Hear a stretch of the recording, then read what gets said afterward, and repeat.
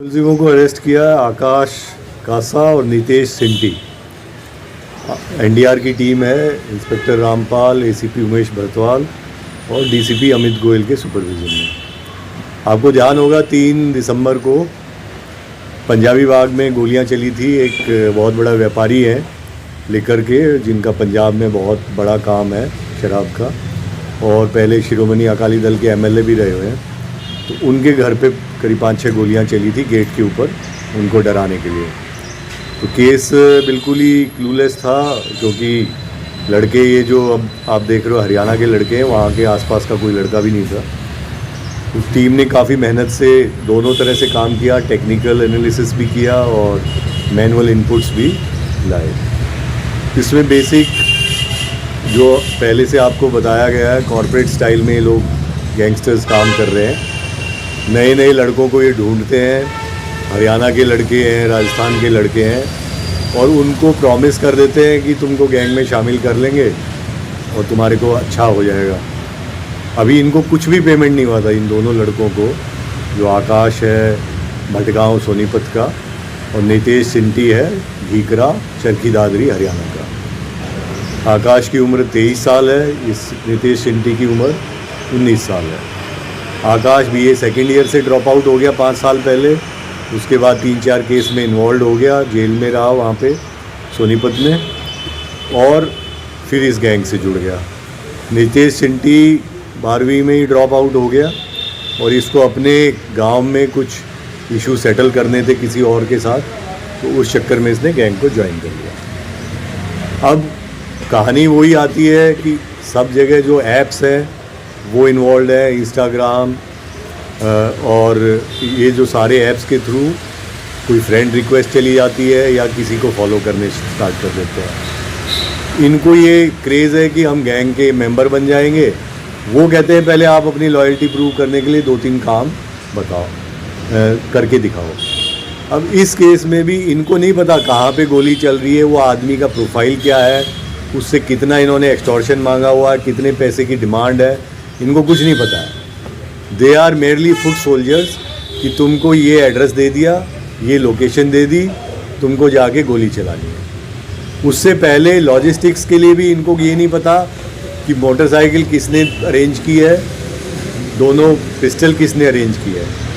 इनको वारदात से पहले बोला गया कि भाई आप सोनीपत गोहाना रोड या मूर्थल गोहाना रोड पे चले जाओ, इतने माइलस्टोन के पास ये जगह होगी, पेड़ होगा, पत्थर होगा, ये उसकी फ़ोटोग्राफ है, वहाँ पे पिस्टल होगी, वो उठा के ले आना और इतने राउंड होंगे। इसी प्रकार जिस दिन ये वारदात करने आए 3 दिसंबर को मादीपुर मेट्रो स्टेशन से उतरोगे, वहाँ पे ये वाली मोटरसाइकिल है, इसकी फ़ोटो भेज रहे हैं। इस मोटरसाइकिल को आप उठा लेना, वहीं पे चाबी पास में रखी हुई है, छुपा के उस चाबी को स्टार्ट करके उस जगह पे चले जाना।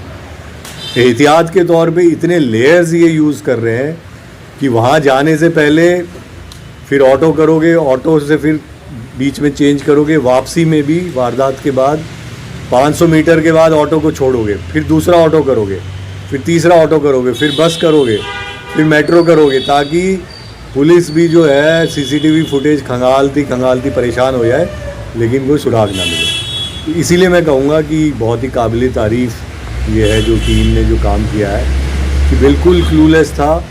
इनिशियली हमें वेस्ट डिस्ट्रिक्ट की टीम के साथ मिलके काम किया था, सीसीटीवी फुटेज वगैरह उनके साथ देखे थे, उसके लिए डीसीपी चित्र और डीसीपी अमित ने काफ़ी कोऑर्डिनेशन से काम किया था।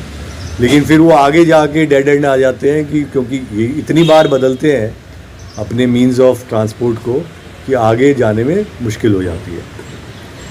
तो जैसा मैं बता रहा था कि ये दोनों तो है फुट सोल्जर। अब हम आगे लेयर्स पे काम कर रहे हैं। आगे जो इंटरनेशनल लिंक्स हैं वो गोल्डी बरार, लॉरेंस बिश्नोई, और उनके जो मीडियम लेवल के लिंक्स हैं वो दिल्ली में जो गोगी वाले गैंग है और बॉक्सर वाला गैंग है, वो लोग हैं। अब इनके पास, दोनों के पास एक ही आदमी फ़ोन कर रहा है, अलग अलग इंस्टा आईडी, अलग अलग अपने नाम से।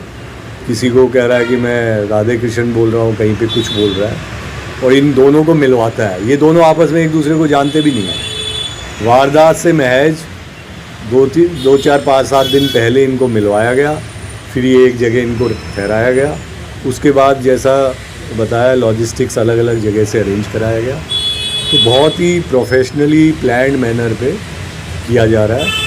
और इनका जो इतिहास है, जिनके ऊपर गोली चलाई है, पंजाब में इनको ऑलरेडी इस गैंग ने टारगेट किया हुआ था। इनके जो लिकर के एस्टेब्लिशमेंट है 2 वो जला भी चुके थे। और अब इनको ये लग रहा था कि ये दिल्ली में रह रहे हैं तो सेफ़ है, वो मैसेज भेजने के लिए इन्होंने कहा, क्योंकि पंजाब वाले केसेस में शायद अभी वर्कआउट नहीं हुए थे कि पंजाब में कौन है। तो ये आकाश कस्सा जो है, इसके ऊपर 4 क्रिमिनल केस है और पहले इसके ऊपर 307 का भी एक केस है अपने गांव का। उसके बाद पिछले 5 साल से ये कोई काम नहीं कर रहा है। इसको पैसे की सख्त ज़रूरत थी। इसको ये कहा गया कि तू ये काम करेगा तो तेरी जो फाइनेंशियल हालत, इसके बच्चे भी हैं 2, कि उन सब का परवरिश वगैरह में तेरे को आसानी होगी। और नितेश चिंटी जो है, इसका जो मैंने बताया गांव में राइवलरी है। तो ये केवल कि तू पहले हमारे कहने पे गोली चला के आ जा, उसके बाद हम तेरे को सपोर्ट करेंगे, फाइनेंशियली भी सपोर्ट करेंगे। आज तक इन दोनों को एक भी पैसा, जो इनका वर्जन है, अभी तक कोई पैसा नहीं मिला है कि तेरा ध्यान रखेंगे बस। तो वो है। बाकी इसमें हमारा प्रयास ये रहेगा आगे कि जो भी फाइनेंशियल लिंक्स है, जो आगे लॉजिस्टिक प्रोवाइडर है, उन सबको हम ट्रेस करेंगे। और इस टीम में पीछे भी इन्होंने बहुत अच्छे काम किए थे। पीछे आपको ध्यान होगा इनके जिस तरह जो भी दिल्ली में 2-3 केस हुए थे लास्ट ईयर और इस ईयर, वो सब इस टीम ने सॉल्व किए हैं। तो इससे हम एक ये मैसेज ज़रूर